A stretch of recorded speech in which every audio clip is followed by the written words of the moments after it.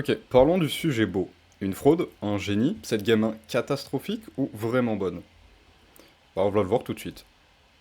Ok, donc prenons à ce timing de la draft, on est en deuxième rotation, et je me suis arrêté à ce timing précis parce que pour moi c'est là que la draft vraiment part en vrille. Parce que, du coup, pour faire un petit résumé, on a décidé de first pick Milio. Du coup, on a ban Rakan, mais on a laissé open Yumi. Je trouve que le ban Rakan est déjà une erreur. Faudrait plutôt s'axer sur soit un ban Yumi, soit un ban Milio, soit juste Osef en fait, parce que même s'ils ont Xayah Rakan, ben on a Milio Lucian, donc c'est pas un problème avec Xayah Rakan. Du coup, on va forcément récupérer Lucian pour le faire combo avec Milio. Derrière, à ce milieu, on va répondre avec Aphelios et Cassante. Donc déjà, on laisse deux topics et on va en laisser trois. À ça, on aurait pu répondre par la top lane, mais on choisit de répondre par la mid lane. Pourquoi bah, c'est une très bonne question, parce qu'il y aurait eu beaucoup d'options différentes, mais on va choisir de prendre Harry. Et encore une fois, pour moi, c'est une erreur, parce qu'on décide juste avant de ban Annie, et bah, c'est un bon match-up en fait. T'as envie de jouer Annie dans Harry. En vrai, c'est un classique match-up, hein. C'est le Annie-Harry, on le voit une game sur deux, dans toutes les ligues, il est joué partout. Et c'est un match-up vraiment fun en réalité pour les deux, hein, parce que tu peux pas vraiment empêcher avec Annie de bah, juste ulti T-burst sur la lane pour Annie et bouger, mais tu peux la suivre. Donc on a deux bans déjà qui servent à rien et qui n'ont pas de sens dans notre début de draft. Ensuite, on va décider de ban des jungles, que, bon, même si Poppy est bien meilleur en top lane actuellement. Ce qu'on va match aussi ici. Derrière pick de réintroduction, on choisit Azir, donc bah, en fait on a notre safe pick mage avec de la range, et ça c'est quelque chose de très important pour Niski, et une réponse qui est vraiment ok cher dans Harry. Derrière, on est obligé de pick, on va prendre Gwen, qui est une réponse qui est une bonne réponse à Cassante, mais qui est une bonne réponse après le 6. En fait, le match-up devient even à partir du 6, et Gwen explose Cassante à partir du 11, du level 11. Et derrière, le vrai problème, on y arrive, c'est Speak Kindred. Alors pourquoi Speak Kindred s'il est si mauvais? Bah, parce qu'en fait, on n'a pas le choix.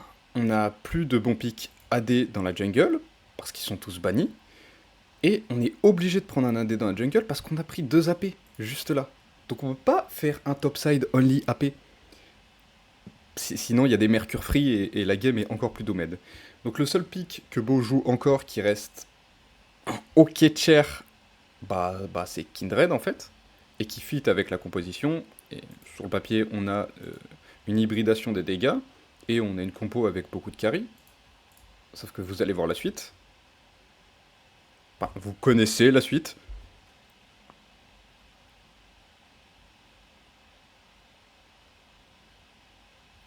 C'est pas Draven. One eternity later. La suite, c'est Gragas. Et là, bah c'est perdu, en fait. C'est juste doomed. Parce que Kindred, elle a besoin de quoi? Je vais remettre. Kindred, elle a besoin de quoi? Elle a besoin de range, en fait, de pouvoir... enfin, surtout de pas se faire outrange par ses adversaires. Elle se fait outrange. Ce truc à 250 dash, il est intouchable. Intouchable. Outrange. Hard counter. Juste, Beau ne peut pas jouer cette game. C'est probablement l'une des pires games possibles pour Kindred. Mais là, où c'est hyper intéressant, c'est que Beau va pas se démonter et va pas juste se dire cette game est doomed, la draft est juste gaped. Il va tenter des choses hyper intéressantes et hyper intelligentes et prouver que c'est un des top, si ce n'est le meilleur jungler qu'on a en Occident. Donc là, les conditions de victoire, elles sont simples. Bot lane, bot lane, bot lane, tu peux pas jouer top parce que le match-up, il est pas gagnant. Et encore pire, Photon ne va pas respecter le fait que le match-up n'est pas gagnant. Mid lane, tu ne peux juste pas tuer Niski à moins qu'il fasse une erreur ou à moins qu'il perde son flash. Et en plus, dans la jungle, c'est vraiment compliqué parce que peut-être dans les premiers levels, t'as quelque chose à faire, mais en réalité, tu peux pas tuer Gragas ou c'est très dur. Ou alors faut le chercher dans la jungle sur un timing précis. Et post 6, tu ne gagnes aucun 1v1. Parce que son 6 détruit le 6 de Kindred. Le 6 de Kindred, c'est le repos de l'agneau, qui est en gros une zone où tu es immortel. Sauf que le fût explosif bah, te sort de cette zone d'immortalité et du coup rend Kindred en fait inefficace. Autre problème qu'on a cette composition, ben il n'y a pas d'engage. La meilleure engage qu'on a, c'est un bisou de Harry, et c'est pas dingue, sachant qu'elle veut jouer en flank. On veut vraiment alterner les TP et alterner les flanks. On peut un peu jouer l'enclume avec cette compo, donc avec des flankers qui vont appuyer euh, l'équipe adverse sur nos carries, et on peut le faire si on a de la range et si on a Milio, et si on a le repos de l'agneau pour tempo, ce qui est impossible en fait contre cette compo. Donc on n'a qu'une seule option, c'est sortir suffisamment devant pour avoir un Lucian qui est hyper feed, et la tête de Beau est très marrante là, parce qu'il s'en rend compte que ça va être très très dur. Mais la seule condition de victoire, et c'est pas une blague, la seule condition de victoire, c'est que Lucian désintègre cette game. C'est que juste, grâce à Milio, il puisse mettre un dash-in, et sur un dash-in, tuer quelqu'un. Et jouer tous les fights en 5v4, et juste pas pouvoir les perdre parce qu'ils sont en 5v4.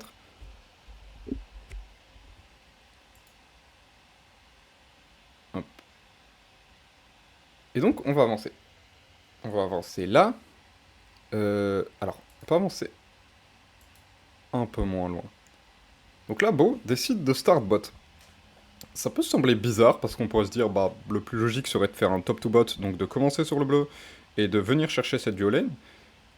Mais il va surtout chercher la botlane proximity pour ça. Dès level 1, on en a aussi conscience côté d'Upset, ça a communiqué sur les wincon. On est obligé de trade. On est juste obligé de démolir cette duo lane, sinon on a juste perdu en fait. On perd naturellement côté de Vitality si on ne détruit pas cette game. Donc on prend un très bon trade. Yumi qui est pas dingue au level 1, Aphelios qui a pas de spell au level 1, donc Milio Lucian, on doit y aller. Et l'autre point qui a pas été sur les castes exprimé, mais c'est un Lucian Ignite. C'est un Lucian qui veut vraiment se battre, et ça montre encore une fois qu'on a compris les conditions de victoire. Forcément, mid lane, ça se bat. On a des popos, on a des cookies de chaque côté, donc ça va pas kill. Mais encore une fois, c'est logique, parce que du côté de Niski comme du côté de Perks, alors du côté de Niski, on veut vraiment pas se faire mettre sous tour et pas laisser Perks faire ce qu'il veut, donc on n'hésite pas à cramer du mana.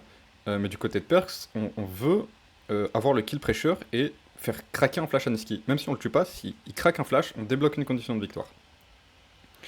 Pareil, toujours bot lane, hein, on est toujours là. Et là, Beau fait ce qu'on avait prévu, c'est-à-dire qu'il est bot. Il ne va pas s'occuper de sa top lane, il est bot. Et c'est hyper intelligent. La plupart des top laners auraient soit fait un top to bot de façon trop lisible et trop classique, soit auraient juste AFK, PLS dans un coin et accepté qu'ils avaient aucune game et juste essayer de farmer en priant pour avoir les marques. C'est pas le cas de Beau. Et c'est ce que je trouve être du génie là. Parce que Elioya, il a compris que si Upset ou Kaiser meurent, ou si ils arrivent à crash une wave, à trouver un freeze, à juste mettre mal la duo lane de Vitality, c'est fini. C'est fini. Vitality ne peut juste mathématiquement pas gagner. Mais Beau, ça aussi, il a compris, et juste va jouer pour offrir le crash à Vita, pour pouvoir dive, et trouver le first blood. C'est hyper dommage que ça aille sur Kaiser, mais c'est pas si grave. C'est pas si grave parce qu'il y a une deuxième wave, on va un peu faire n'importe quoi du côté de Photon, et ce qui est en vrai très grave, il respecte pas un match-up qui n'est pas pour lui, mais bon. Et là, Beau devrait reset. C'est d'ailleurs ce qu'il fait, parce que Gragas a reset, il s'est fait chunk, sauf que on se foire. Côté la duo lane Vita, on se foire. Du coup, il est 5 se barre. Donc Beau va prendre le kill en se disant que il reset ensuite, et vu qu'il aura un kill, il aura un meilleur reset et il pourra challenger Gragas dans la jungle. Mais Upset va hard troller. Parce qu'en allant chercher le kill, au lieu de le laisser à Beau qu'à son dash, il va accepter de perdre son flash pour ce kill. Ça le met bien, parce que il va revenir assez feed, et c'est ce qu'on veut, on pourrait se dire que c'est ce qu'on veut, mais ce qu'on veut pas non plus, c'est qu'on ait plus de flash sur ce Lucian, et qu'on ait plus de sum en fait. Donc, les 2v2, ils sont plus aussi free. Et je crois que c'est très rapidement ensuite. Ah. Voilà. Et là, un deuxième problème, et c'est ce qui me fait dire que cette game est la faute de la draft, et dans une moindre mesure de Upset et Perks. Pourquoi Beau meurt ici? Là, le premier niveau de lecture, c'est de se dire, ok, Beau est mort, oh, il a trop trollé, vraiment, c'est pas normal de mourir. Donc en fait, le problème, c'est que Niski a cramé son mana, comme on le voit, il a pas de mana, parce qu'il a push la wave, il est allé faire son reset, Perks voulait back TP, sauf que Niski a instant cancel TP pour venir jouer avec Elioya. Ce que n'a pas fait Perks. Perks est legit en train de back et veut pas cancel son back. Je crois qu'il est remontré juste derrière le replay, mais il ne veut pas cancel son back pour venir jouer avec Beau. Ce qui fait que Elioya est free dans la jungle, Niski récupère un kill, ce qui va faire toute la différence, il est obligé de rester pour cash la wave. Donc Perks, au lieu de jouer pour son mate, va juste se dire je veux un reset plus tôt pour avoir la tempo, alors que il aurait perdu 150 gold de creep et il aurait filé un kill à Beau, ou au moins il aurait survécu. Ce qui, in fine, aurait pas donné de kill à Azir et l'aurait pas mis dans la merde. Donc là-dessus, c'est une grosse erreur de Perks en vrai, qui fait pas l'effort pour son jungle, et qui le met vraiment dans la merde, parce que sur son cycle de jungle, il est un peu à la rue. Et là, encore une fois, la sortie de Kindred, elle est logique. Hein. Il sait qu'il a plus de blue buff et potentiellement plus de gomp, et que il a rien à faire top en fait. Il y a rien à créer. Il y a Photon qui s'est foutu de la gueule du monde, Perks qui a pas pu faire son reset du coup, qui a pas de mana et qui est low life et qui va devoir back TP. La condition de victoire, elle est toujours bot. Donc on va bot et on va mettre un gank sur Karzi. On va prendre un kill, on va se remettre dans la game, pas de souci. Non, Upset est pas d'accord. Upset a juste à attendre Beau, qui est en avance, qui est au bon endroit, qui a réfléchi à la game, qui a un bon passing, et il va dash in sans flash. Et là, Beau a juste perdu 20 secondes pour mettre bien ses mates, ce que, littéralement, back to back, ses mates n'ont pas fait. Ils lui ont juste craché à la gueule en lui disant tout ce que tu fais pour gagner la game, on n'en a rien à taper. Donc, in my opinion, les deux seuls qui ont joué dans cette game, c'est eux, hein. C'est pas les trois autres. Les trois autres se sont foutus de la gueule du monde. Hein. Perks parce qu'il veut pas jouer avec son jungle, Upset parce qu'il juste pense au kill et joue comme dans une solo queue, en allant chercher son kill et en allant jouer un peu pour la lumière, alors qu'il a juste à attendre son jungle. Et Photon, c'est malheureux, hein, c'est peut-être le moins pire des trois, mais il meurt en 1v1, il respecte juste pas le fait que ce champion est complètement crack broken et qu'il a absolument pas la possibilité de jouer avant son level 6. Mais la vérité, c'est que ça coûte la game en fait. Ça coûte no cap la game. Parce que là, Beau, il peut plus rien faire. Sa bot lane, son AD carry, il vient de se suicider pour rien. Sa mid lane, elle est obligée de back TP. Et son top laner, il n'y a pas de game possible. Et là, on revoit. Là, et c'est là que c'est vraiment terrible, il ne va pas cancel back. Joue pour Beau. Joue pour Beau. Il est obligé de jouer high tempo. Il n'a pas de temps de reset.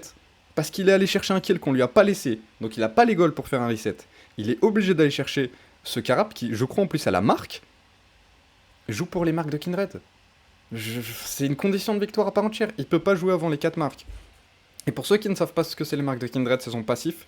Et en fait, Kindred, c'est un AD carry qui a moins de range que la plupart des AD carry. C'est un peu particulier. Mais elle a un passif qui fait que quand elle stack, quand elle récupère 4 stacks, qui est en fait des marques qui spawnent sur les mobs, et quand elle récupère un kill, elle va gagner de l'AD supplémentaire et de la range. Ce qui fait que plus elle a de stack, plus elle scale, et plus ça devient une condition de victoire et une menace. Et donc ce que tu veux, côté Kindred, c'est rush les 4 stacks, qui est entre 10 et 12 minutes en général. Si t'es avant 10 minutes, t'as bien fait ton travail, / eu de la chance. Si t'es après 12 minutes, c'est un peu chiant. Et ce qui va être un petit peu ignoré, là où Niski a tout de suite cancel back, va faire une superbe virgule. Là, il a un peu pas de chance en vrai sur ça. Mais Harry est vraiment en retard. Ils arrivent en même temps alors qu'il est censé avoir beaucoup plus de chemin, Niski. Et forcément, avec la mobilité du dash, ça fait toute la différence. Et donc là, il y a quand même back-to-back Upset et Perks, et on peut dire Photon qui se fout de la gueule de Beau, en trollant sa game qui est déjà trollée par le coach qui fait une draft horrible, et là Upset décide d'enterrer la game de Beau. Et là, bon, là, t'as le tricks de la pause, hein. Mais en fait, on peut quasiment finir là. On est à 5 minutes de jeu. Il y a moins d'un K gold. En vrai, il y a 800 gold de différence. Mais en fait, ces 800 gold, ils sont catastrophiques. Parce que t'es censé être devant. Et c'est la seule condition de victoire de ta composition, c'est d'être devant. Et tu te retrouves derrière. Contre en plus une compo, et c'est ça le plus terrible, qui te pulvérise sur le scaling. Même si t'as du bon scaling en vrai, et même Lucian scale pas si mal, mais t'as pas le droit d'être derrière en fait, t'as pas le droit une seule seconde d'être derrière dans cette game. Et on voit que sur une succession de mauvaises décisions individuelles, bah on est derrière. Maintenant, la vérité c'est que cette game, ben, elle est difficile d'être imputée aux joueurs. Et je vous invite à re-regarder la draft pour le voir. La draft est vraiment horrible. C'est une des pires drafts que j'ai vues depuis le début de la saison. Et c'est difficile de manœuvrer avec cette draft. Elle est hyper difficile à jouer. Il y a pas d'engage. Hein. Les drafts sans engage, c'est jouable, notamment LPL, j'ai déjà vu ça. Mais c'est souvent joué avec des Samira. Et c'est pas dingue. Hein. C'est dur à jouer. Surtout dur à jouer. Et là en plus, on se fait hard counter. On se fait hard counter. Et on laisse des pick-OP. C'est une catastrophe à tous les niveaux cette draft. J'ai pas envie qu'on en veuille au coaching staff non plus, parce que c'est pas facile de draft, et inévitablement, parfois tu fais des bonnes drafts, parfois t'en fais des mauvaises, parfois tu out-draft, et parfois tu te fais out-draft. C'est la vie, c'est le sport, parfois tu gagnes, parfois tu perds. Et on a vu aussi, par rapport à la Gwen de Photon, où là on peut se dire vraiment individuellement, il troll, que bah, sur la game 3 qu'on a fait cette semaine, il a été vraiment on point. Donc franchement, il y a pas matière à vraiment s'inquiéter côté Vitality. Il y a des petits problèmes individuels qu'il faut fixer, mais globalement, on joue bien, on a toujours notre identité de jeu, et même si la méta, sur quelques points, notamment Kaiser, qui je pense voudrait jouer plus de l'engage, bah, ça nous convient pas forcément, bah, la méta va shift, inévitablement, et je pense qu'elle va nous revenir. Donc vu ce qu'on montre, il n'y a pas vraiment de quoi s'inquiéter en fait.